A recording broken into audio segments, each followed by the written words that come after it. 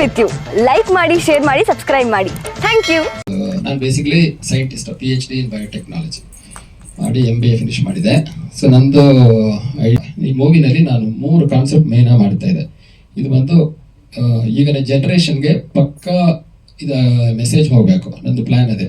ನಾನು ಸುಮ್ಮನೆ ನಾರ್ಮಲ್ಲ ಒಂದು ಡ್ಯಾನ್ಸು, ಫೈಟು, ಕಾಮಿಡಿ ಆ ಥರ ಎಲ್ಲ ನನಗೆ ಅಷ್ಟು ಇಂಟ್ರೆಸ್ಟ್ ಇಲ್ಲ. ನನಗೆ ಮೆಸೇಜ್ ಹೋಗಬೇಕು, ಈಗಿನ ಜನ್ರೇಷನ್ಗೆ ಎಲ್ಲ ಕಲಿಬೇಕು, ಎಷ್ಟೋ ಕಲಿಬೇಕಾದಿತ್ತು.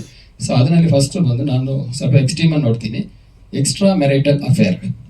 ಇದು ಬಂದು ತುಂಬ ಪ್ರಾಬ್ಲಮ್ ಈಗ ಎಲ್ಲ ಫ್ಯಾಮಿಲೀಸ್ಗೂ ಪ್ರಾಬ್ಲಮೇ ಇದು.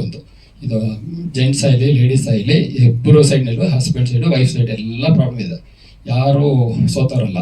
ಸೊ ಹಸ್ಬೆಂಡ್ ಏನು ಮಾಡ್ತಾರೆ ಅದೇ ವೈಫು ಮಾಡ್ತಾರೆ. ಈಗ ಬಂದು ದೊಡ್ಡ ಪ್ರಾಬ್ಲಮ್ ಆಯಿತು. ಇದಕ್ಕೆ ಡೈವರ್ಸ್ ಡೈಲಿ ಡೈವರ್ಸ್ ಜಾಸ್ತಿ ಆಗ್ತಾ ಇತ್ತು. ಇದು ಮೇಯ್ನ್ ಪ್ರಾಬ್ಲಮ್. ಇದನ್ನು ನಾನು ಫೋಕಸ್ ಮಾಡಲೇಬೇಕು. ಅದಕ್ಕೆ ಎಷ್ಟೋ ನಮ್ಮ ಫ್ರೆಂಡ್ಸ್ ಎಲ್ಲ ಹೇಳಿದರು, ಸರ್ ಸುಮ್ಮನೆ ಸುಮ್ಮನೆ ಡೈವರ್ಸ್ ಮಾಡಿಬಿಟ್ರು, ದುಡ್ಡು ಬೇಕಾಗಿ ಡೈವರ್ಸ್ ಮಾಡಿದ್ರು, ಏನೇನೋ ರೀಸನ್ ಹೇಳ್ತಾರೆ. ಸರಿ, ಇದನ್ನು ನಾವು ಯಾಕೆ ಒಂದು ಕಾನ್ಸೆಪ್ಟ ಮಾಡಬಾರ್ದು ಅಂತ ಅದನ್ನು ಫಸ್ಟ್ ಕಾನ್ಸೆಪ್ಟ ಮಾಡಿದೆ, ಎಕ್ಸ್ಟ್ರಾ ಮ್ಯಾರಿಟಲ್ ಅಫೇರ್. ಅದನ್ನು ಬೇಸ್ ಮಾಡಿ ಸ್ಟೋರಿ, ಕ್ಯಾರೆಕ್ಟರ್ಸ್ ಎಲ್ಲ ಅದ್ರ ಪ್ರಕಾರ ಫಿಕ್ಸ್ ಮಾಡಿ ಆ ಸ್ಟೋರಿ ಅದೇ ತಗೊಂಡು ಹೋದೆ. ಸೊ ಇದು ನಂಬರ್ 1 ಕಾನ್ಸೆಪ್ಟ್. ನಂಬರ್ 2 ಕಾನ್ಸೆಪ್ಟ್ ಬಂದು ಇನ್ಫ್ಯಾಚುಯೇಷನ್, ಆಕರ್ಷಣೆ.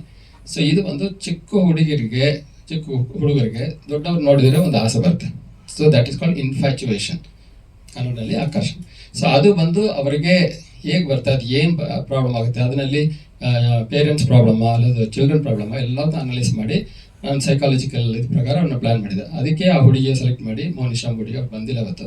ಸೊ ಆ ಹುಡುಗಿ ಸೆಲೆಕ್ಟ್ ಮಾಡಿ ಅದಕ್ಕೆ ಆ ಕ್ಯಾರೆಕ್ಟರ್ ಮಾಡಿದೆ. ಸೊ ಅಲ್ಲಿ ಬಂದು ಏನೇನು ಪ್ರಾಬ್ಲಮ್ಸ್ ಫ್ಯೂಚರ್ನಲ್ಲಿ ಸಿಕ್ಕುತ್ತೆ, ಅವ್ರಿಗೆ ಪ್ರಾಬ್ಲಮ್ ಆಗುತ್ತೆ, ಅದನ್ನ ಇನ್ಫ್ಯಾಕ್ಚುಯೇಷನ್ ಏನಾದರೂ ಫೈನಲ್ ಅವ್ರು ಏನಾಗ್ತಾರೆ, ಆ ಥರ ಒಂದು ಸೈಕಾಲಜಿಕಲಿ ಅಫೆಕ್ಟ್ ಆಗ್ತಾರೆ ಆ ಹುಡುಗಿ. ಅದೇ ನೆಕ್ರೋಫೋಬಿಯಾ ಒಂದು ಡಿಸೀಸ್ ಅವ್ರಿಗೆ ಬರುತ್ತೆ. ಆ ಡಿಸೀಸ್ ಅಂತ ಅವರ ಆಚೆಗೆ ಬರ್ತಾರೆ. ಅದನ್ನು ಟ್ರೀಟ್ ಮಾಡೋದಕ್ಕೆ ಹೀರೋ ಕ್ಯಾರೆಕ್ಟರ್ ಇಂಟ್ರೊಡ್ಯೂಸ್ ಮಾಡಿ ಅವರು ಬಂದು ಮ್ಯೂಸಿಕ್ ಥೆರಪಿಸ್ಟ್ ಬರ್ತಾರೆ. ನಾನು ಬೇಸಿಕಲಿ ನಾನು ಮ್ಯೂಸಿಕ್ ಥೆರಪಿಸ್ಟ್. ಸೊ ಅದಕ್ಕೆ ಬೇಸ್ ಮಾಡಿ ಅವರಿಗೆ ಆ ಕ್ಯಾರೆಕ್ಟರ್ ಕೊಟ್ಟಿದ್ದೆ, ಮ್ಯೂಸಿಕ್ ಥೆರಪಿ ಕ್ಯಾರೆಕ್ಟರ್.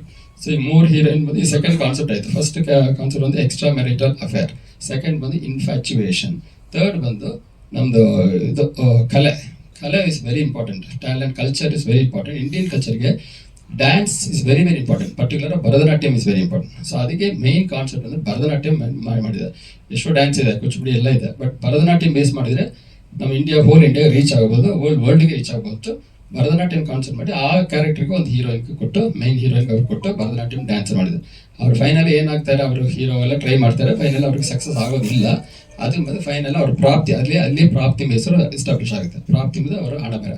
ಸೊ ಅದು ಬಂದು ಅವ್ರ ಫ್ಯೂಚರ್ನಲ್ಲಿ ಫುಲ್ ಡ್ಯಾನ್ಸರ ಇರಬೇಕು, ಲೈಫ್ ಲಾಂಗ್ ಡ್ಯಾನ್ಸರ ಇರಬೇಕು ಎಂಬುದೇ ಅವ್ರ ಕಾನ್ಸೆಪ್ಟ್. ಸೊ ಒಬ್ಬೊಬ್ಬರಿಗೂ ಒಂದೊಂದು ಪ್ರಾಪ್ತಿ ಇದೆ.